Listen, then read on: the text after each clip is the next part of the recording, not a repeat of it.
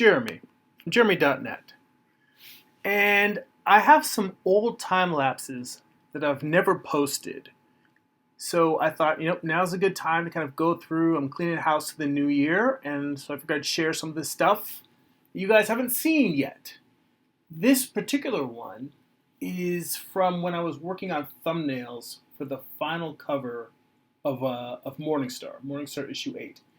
So this is just one out of several covers. You can see to the left, I've got a bunch of thumbnails, ink thumbnails tacked up on my board. So I've got a variety. I usually, as you guys know, I love to thumbnail. So I've got 4, 5, 6, 7 different options up here. And I go through, once I've thumbnailed this out, and basically the black and white thumbnails are more for me to work out the composition, the dominant forms, the values, and what's going on with the action. The next step, because most of the comic is in black and white, these covers are going to be in color. So I like to do small watercolor color studies. Sometimes I'll use watercolor, sometimes I'll use acrylic. Mostly it's been watercolor these days for the past few years. Actually, I haven't broken up my acrylics in quite a long while. That said, for this, the idea is that much as it takes me a while, much in the same way it takes me a while in the thumbnail stage to work out my composition and values, it also takes me a while to work out what I want to do with the color. And it might seem ridiculous to redraw the same image multiple times. If I really needed to, or if the drawing was particularly complex, I could just do the thumbnails with just the watercolor and leave out the actual drawing part. In fact, a lot of times when I have trouble nailing down what I want with the colors, that's kind of a go-to. It's like maybe the first 1 or 2 versions I'll do, I'll draw in pencil and I'll watercolor that drawing. And once I have that one done, if I realize, well, I want to try it with a warmer background, a cooler background, different types of lighting, then I may come in and not even bother with the pencil drawing for the following thumbnails. I may just go through and block in the major areas of color that I do want to keep, and then paint into that the open areas that are left that I want to experiment with. And the idea for this one was again, it's a pretty tiny thumbnail. It's a little hard to see, but it's Lucifer. He's riding on a horse, and he's flanked on one side by a rebel fallen angel, and the other side by a demon. But both of them are also on horses, and he's riding into town, and heaven is on fire. It's burning. Because this issue is basically going to be the final battle. It's the war in heaven between Lucifer and his rebels versus Michael and the archangels that are left to defend heaven. So this one, I'll tell you, for me, it's kind of a shame because whenever I'm working on color, I sit down, I do a bunch of studies, I go through, and once I get into a flow, and I've done, because I end up doing at least 1 or 2 studies for each of the covers here. After doing all that, I start feeling sort of comfortable with color again. I start to loosen up since most of my work is in black and white. But then I end up going back to just doing black and white work for another 6 to 8 months. So every time I come back to do a color piece, unless I have a strong image in my head already, this is kind of a me retreading and getting comfortable with color all over again. Color is just like any other tool. It's like working with charcoal pencil, drawing in ink, drawing with a brush. Even if you're comfortable with a tool, if you don't use it for a little while, you kind of slip out of that.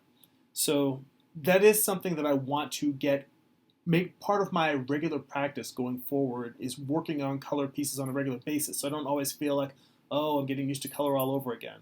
I'd really like to just be experimenting with color all the time. And these small watercolor studies are a great way to do that. So it's on my to-do list. But again, I still got to finish that final issue. Once that's done, I really do want to start making color in my pieces a more regular presence. Just, even though I actually really do enjoy doing black and white and grayscale images and very limited palette. But working in color, I think, is a very useful, powerful skill. Color is a very powerful storytelling element.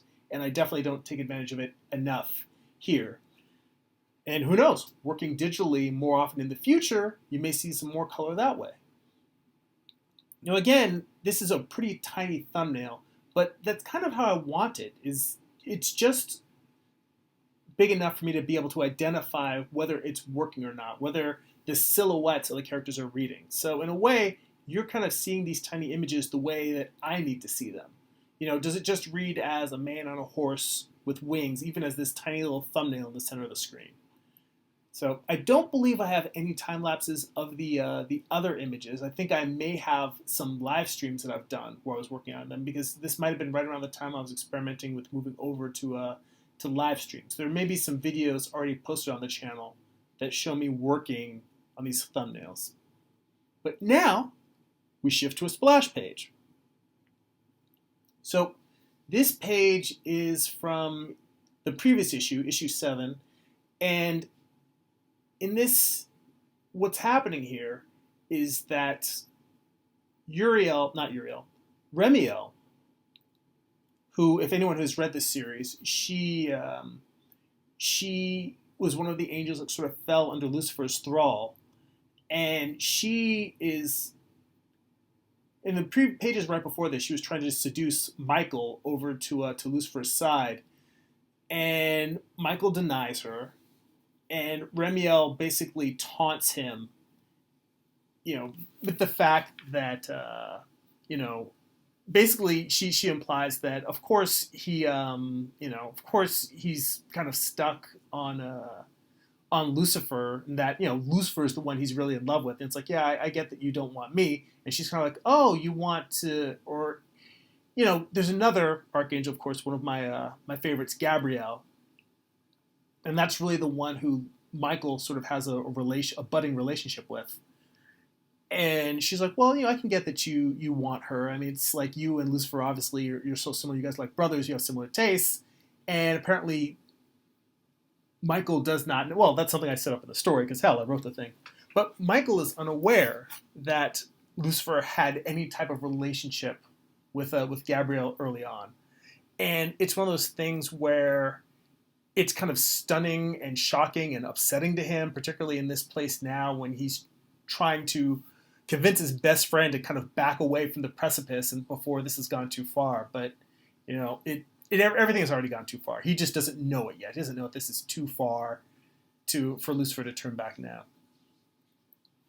So this whole sequence here, well, not sequence because it's one image, but this page is a part of a long-standing challenge that I've taken on in the later issues of Morningstar in terms of drawing these multi-character, multi-figure pages and splash shots.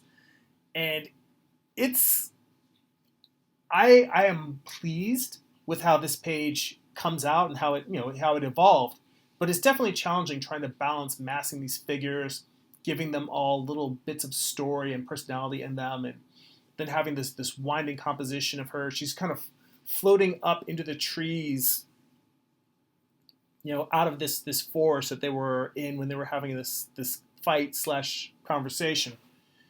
And I will tell you that one thing that I wish I had done and had been doing through this series was more master studies from artwork, famous paintings that were doing similar things as I'm trying to do here. I'm looking at this, I could very easily see like a Renaissance era painting, or maybe one of those lush Adolfo Bouguereau paintings where you've got multiple figures interacting and having, basically what I'm trying to do, all these little bits of storytelling and multi-figure where I've got one figure who's the dominant, but then having these other characters interacting from the side. I mean, I see a lot of that when I look at Michelangelo's Last Judgment, when you look at paintings from Da Vinci or any of the other old masters. And I think it really would have behooved me if I had spent more time studying not just the drawing technique of the old masters, but studying their composition in terms of how they are keeping the focus on the main character while having these other characters overlapping and interacting with each other and with the main character. And also establishing the environment, the role that the environment plays in doing these multi-figure compositions. How the environment can both help separate different tiers and levels of figures, but also can help unify them. The environment in that sense definitely becomes an important part of the visual storytelling, and it's something that I haven't played into doing master studies that much in terms of the comic book work. Usually, if I'm doing this, what I look for is reference in terms of just the character pose that I need, or maybe if there's a particular prop. But I have another page that I just recently did, and I found that it wasn't working for me. And what was wrong was I didn't take the time to do reference for the figure pose. Now I'm happy with the figure in this one, but again, with all of these, I'm finding that just taking the time to do a little bit more reference for the pose helps. And I think that while I'm happy with, as I said before, I'm happy with how this page came out, but I think some compositional reference might have helped me bump it up to a whole nother level. And that's what I'm always trying to do. It's not necessarily that it has to be the best comic book page ever. I am still growing and learning as a draftsman, but I try to make each page the best that I'm capable of, the best that I can do with the skills I have at the moment.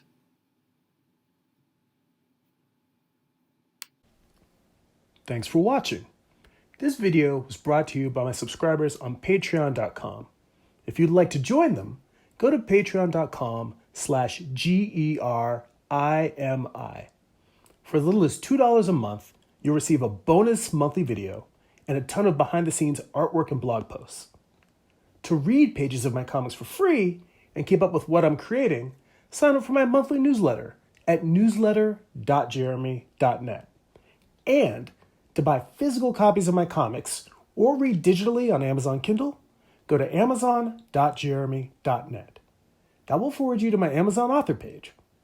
That's it for now. Go be creative.